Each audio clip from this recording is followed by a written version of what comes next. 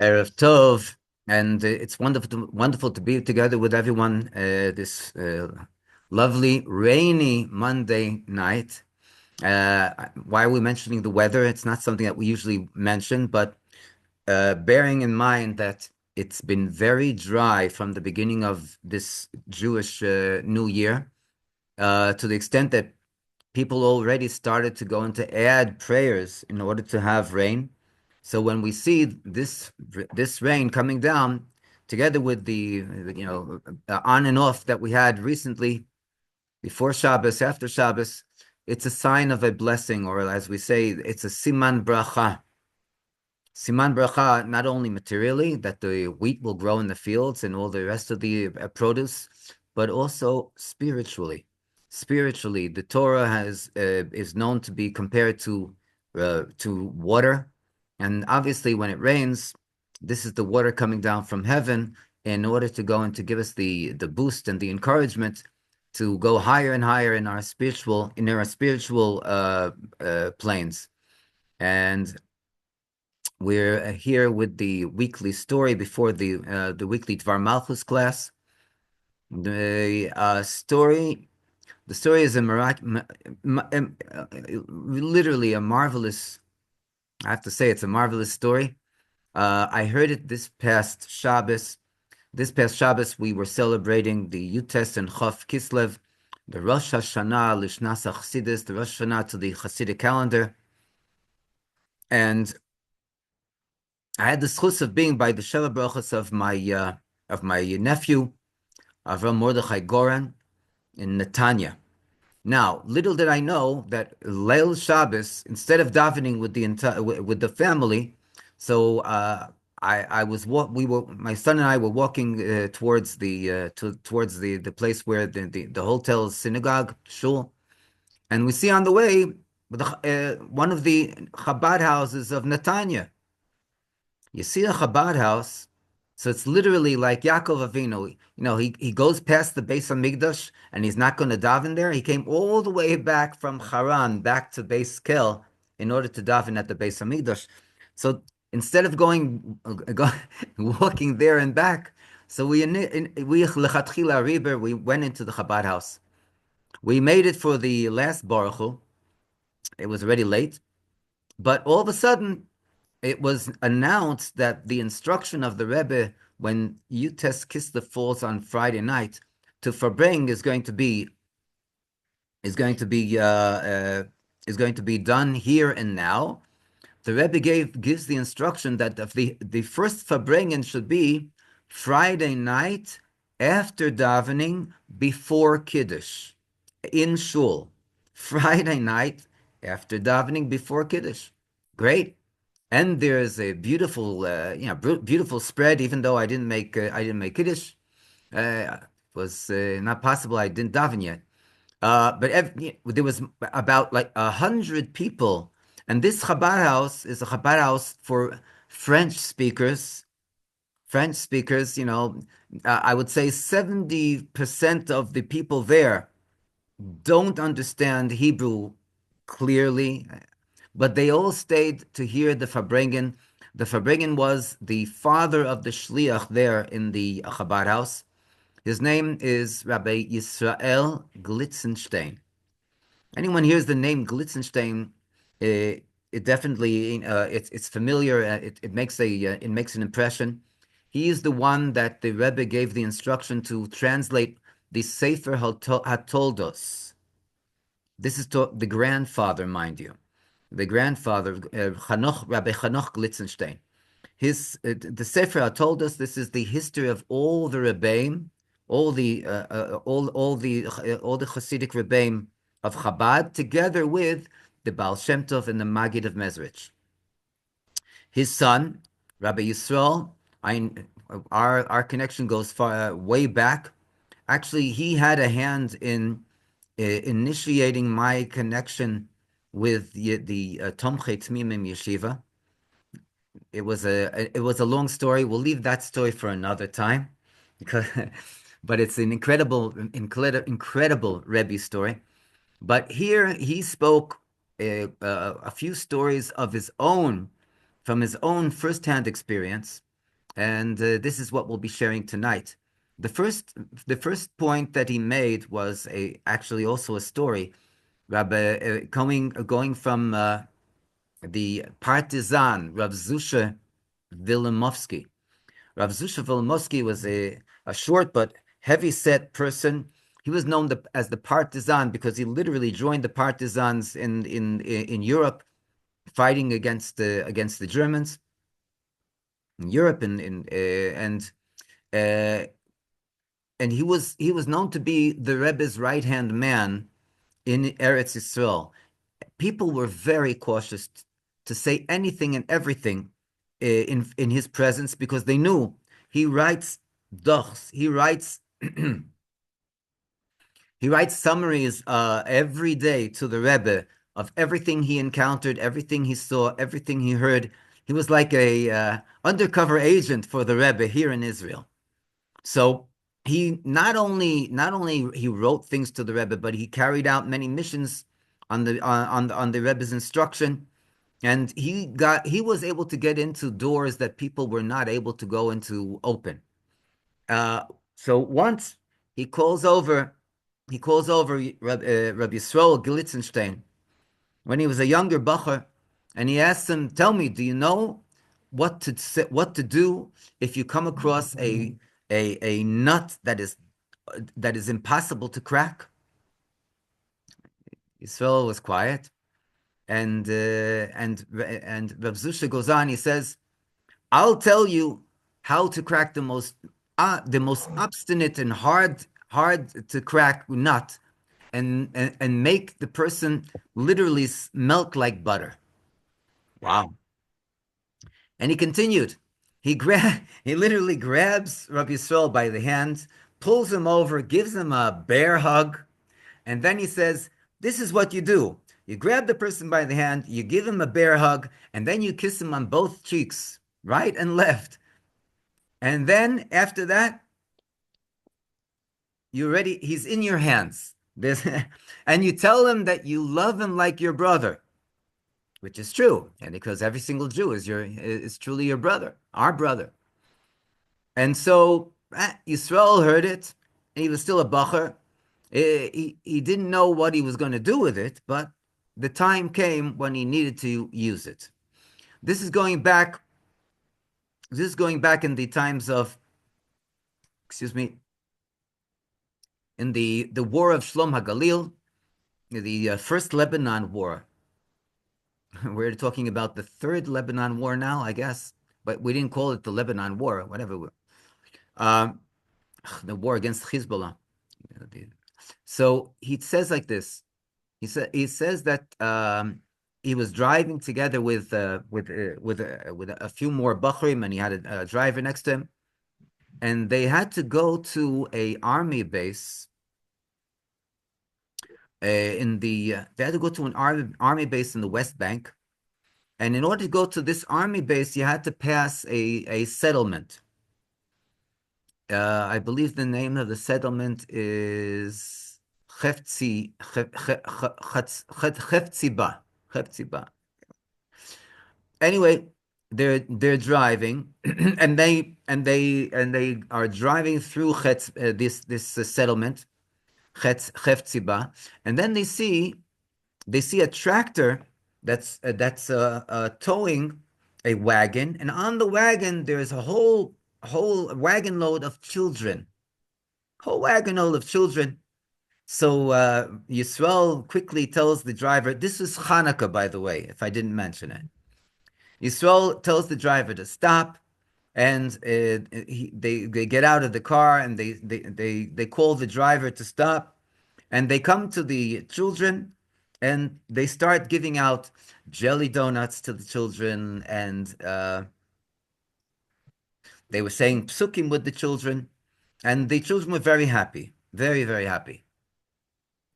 There was one thing that he didn't give them. This is the Chanukah gelt.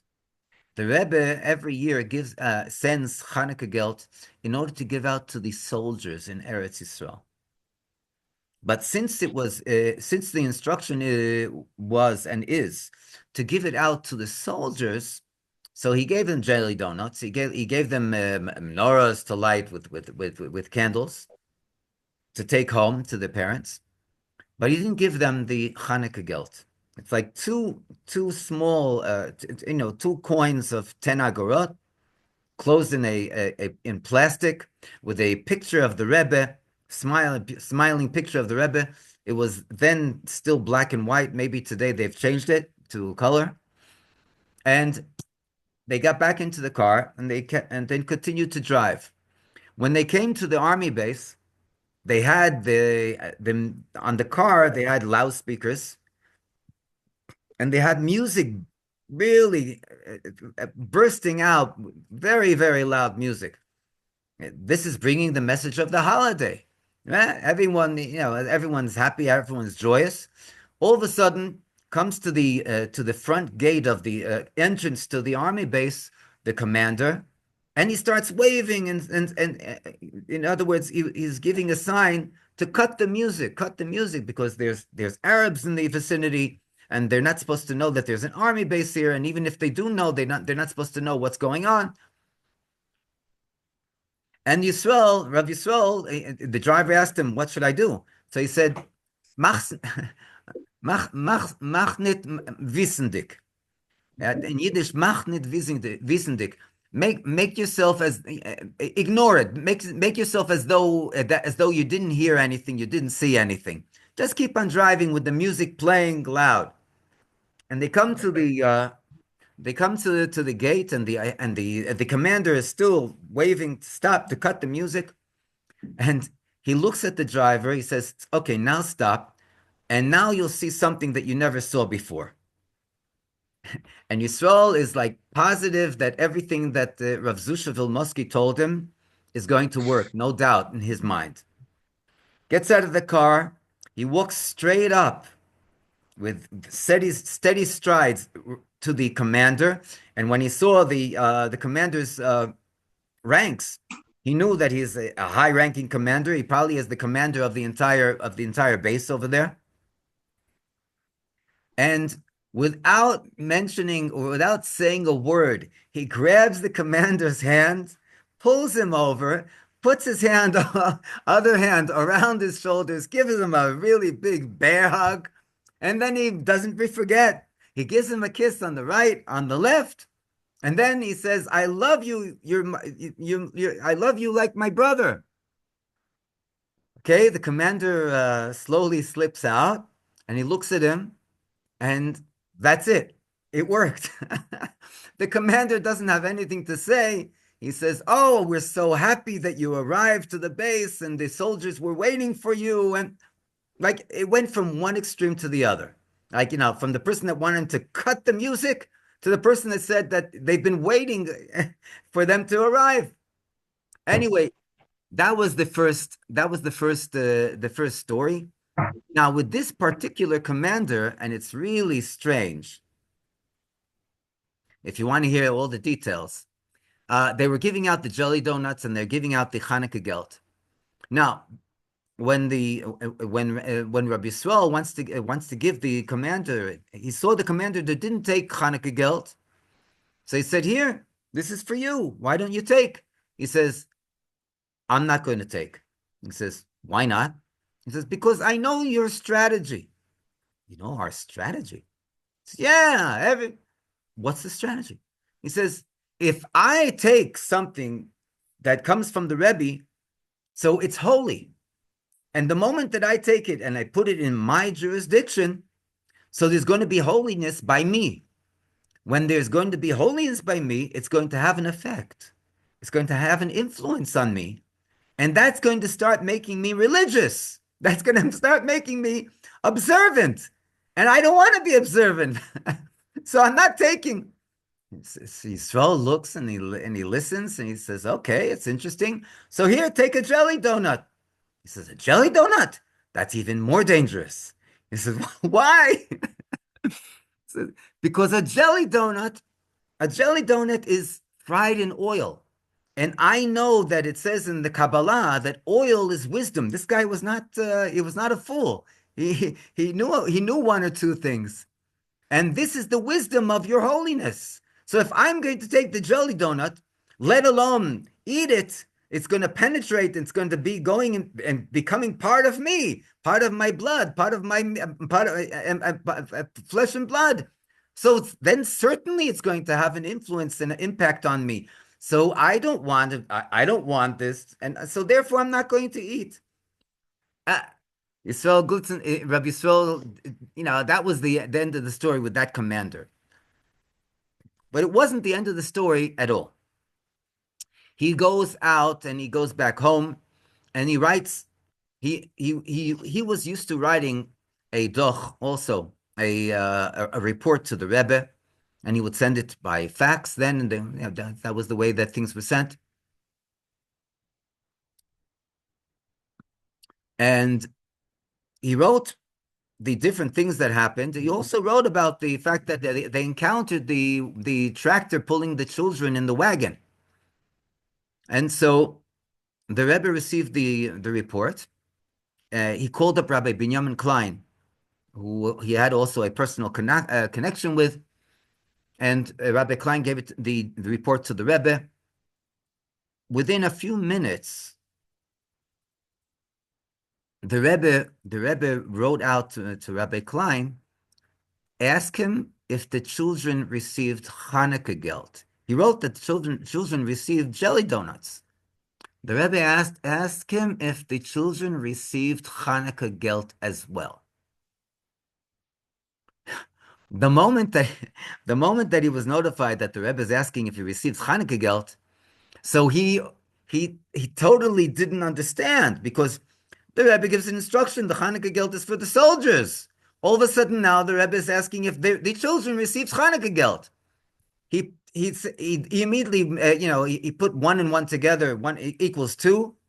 He called up the secretary of the settlement of the Moshav Chefziba, and he told him, "Listen, I want to give you some good news." He says, "What?" He says, "The good news is that the Lubavitcher Rebbe has sent Hanukkah geld for each and every one of the people in the settlement, and I want to go and to give out the Hanukkah geld together with a Hanukkah party tomorrow night. Is it okay?" So he says, well, "It sounds great, fantastic." Anyway, it worked. He he went and he brought an enormous amount of coins of Hanukkah geld, all sealed up with the Rebbe's picture. He brings jelly donuts. He brings music, live music. And that night, the following night, every single one of not only the children, but the men, the women, everyone received Hanukkah geld from the Rebbe. This is the first story. The second story, we said it's a double header. The second story happened recently. Rabbi Yisrael Glitzenstein is also a mashgiach kashrus. He oversees the kashrus in different companies on the behalf of the Eda HaCharedis. And he had to go down to the south, to what's the city called? Sderot. And he arrives at the company. I don't know what they manufacture exactly, and he asks the workers when he goes into the factory, where's the head nachalnik? Where's the head menahel? Where's the person that the manager? So they say, you go up to the second floor, and that's his office over there. And they say, but listen, if you're going up there with your tefillin, forgot to mention, wherever he goes, when he goes to do hashgacha for the kashrus, he makes sure that all the people that work there put on tefillin if they haven't put on tefillin yet. So they say he put on tefillin with two workers downstairs, and they say, listen, if you're going upstairs, you don't have to bring your tefillin. They say, he asks why. He says, because the guy upstairs is totally removed from Torah and from observance of mitzvahs. It'll be a waste of time. So Rabbi Yisrael totally doesn't take this under consideration. He takes his tefillin, he goes up the stairs, up to the second floor, knocks on the door, doesn't even wait for someone to welcome him. He goes right into the door, right through, the not the door itself, but the opening of the door. And he looks at the fellow that's sitting there, the manager, and he tells him, listen, did you have an opportunity to put tefillin on today? If not, come, give me your arm. I'll put tefillin on you. So the guy looks and he's in a state of shock. State of shock. He says, listen, is everything okay? I was just offering to put on tefillin. I didn't. He says, you don't understand. And he starts telling him the following story. The day of October 7th, at the beginning of the secular, the secular year, October 7th, Simchas Torah, Tafshin Pei Tafshin Pei Daled. So he says, I was totally not, I did not know what is going on. How come? Because in his home, it was Simchas Torah, he received a message. Apparently, there's some kind of electronic connection between the company and his home. So, so he was notified that there's an electrical outage or something that shorted out in the factory, and if he doesn't get there, so what happens is they have refrigerators, and so the produce, the food that they have in there will spoil. So he immediately got into his car, he went over to the factory, and he looked over the electrical system, and he found what had to be fixed, fuses or whatever, and he fixed the fuses. Everything was fine, and he got back into his car to drive back. Now, in Sderot, at least in those days, the fact that missiles are being shot and they're flying over the person's heads, or they're even falling in the vicinity, that wasn't a novelty. That wasn't anything new, because that was something of a day in, day out habitat in Sderot. Baruch Hashem, it's changed a lot since then. Not totally, but it's changed a lot. So he got into his car. He saw the missiles are flying. It was early Simchas Torah. That was exactly when all the Hamas Yemach Shemam started to enter into Eretz Yisrael from Gaza, and they arrived all the way up to Sderot.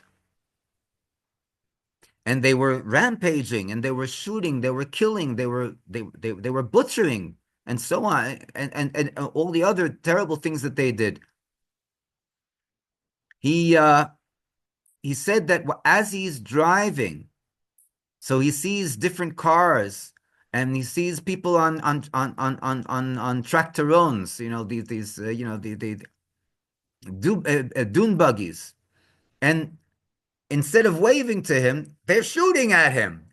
And he steps on the gas pedal, and he zooms as fast as he can. He gets back home. He notices that something is going on. He closes all the windows and all the curtains, and he gets all his family into the mamad, into the emergency room, the emergency, the bomb shelter room, and he locks everything up. And they're sitting there, and they don't know what's going on outside. And they're literally sitting and sitting and sitting. They hear live ammunition shooting. They hear bombs blowing up. And they're terrified. But what are they supposed to do? They had no idea what was the situation outside. And they sat there for an entire 2 days. At the end of the second day, there already knocks on the door, and they heard people speaking in Hebrew, and people reassuring them that these are the security forces, Israeli security forces.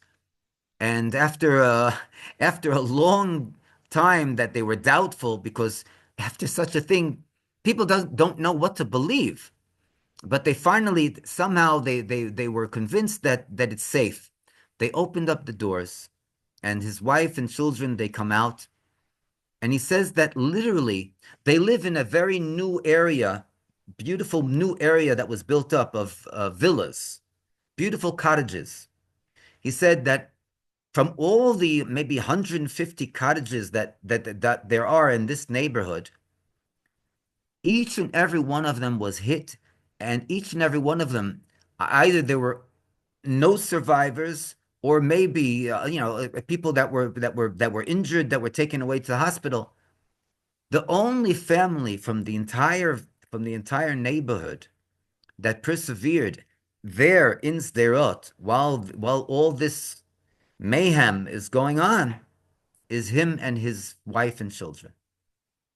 He understood the miracle that he just experienced. Like we said, he wasn't a fool. And he said the next day he goes to the Chabad house. I don't know, it was maybe a Judaica store in Sderot. And he doesn't ask questions. He says, I want the best pair of tefillin that you have. Wow.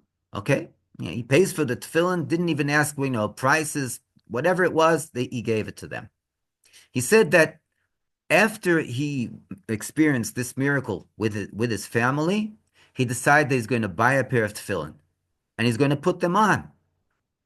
And then he turns around and he opens up a cupboard behind him, and he takes out a beautiful pair of tefillin.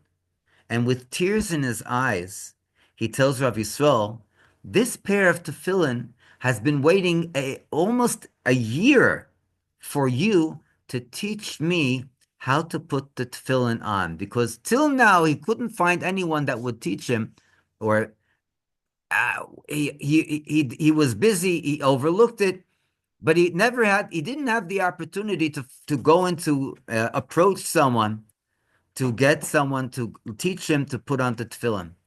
And Rav Yisrael said, wow, he couldn't believe it. This is the person that they told him downstairs, don't even bring tefillin to him. There's nothing to talk about. They were right.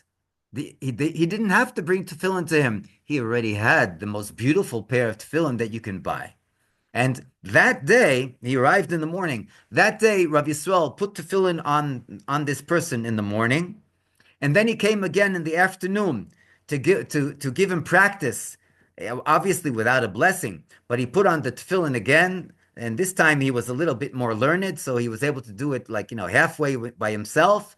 And then in the afternoon, was before sunset, he went over to him a third time, and he again practiced with him putting on tefillin. And then he said, listen, if you don't remember anything, so give me a call. We'll get you on a video conference, and I'll teach you again and again. But whatever happens, make sure that you put on tefillin every single weekday. And the person said, from now on, b'li neder, he's going to be putting on tefillin. There are incredible miracle stories. It's not only a pity and a shame. It's terrible. It's terrible that we had to go through what we went through, and what we're still going through, in order to go and to be able to go to see firsthand these miracles and the produce of everything that everyone has gone through. The movement towards Hashem, towards the mitzvahs, towards the Torah. Unbelievable, unbelievable. And from here on, may it be Hashem's desire, Hashem's rotzon, Hashem's will, that we should only get closer and closer to Torah and mitzvahs, to davening, through a positive mode, through a positive manner, and a positive life behavior. And Be'ezus Hashem, we're entering this week, Wednesday evening, Wednesday afternoon, at sunset, we're entering the first night of Chanukah. So may it be Hashem's will that even before the lighting of the menorah of Hanukkah, we'll be lighting the menorah in the Beis Hamikdash, Hashlishi v'Hanitzchi, the third and the eternal Beis Hamikdash, with the Geula Shleima v'Amitis, the true and the complete redemption, with the Rebbe Shlita Melech Ha'Moshiach, and it should be immediately now. Yechi Adonenu Moreinu v'Rabbeinu HaMelech HaMoshiach Chai v'Kayom le'olam voed. Amen.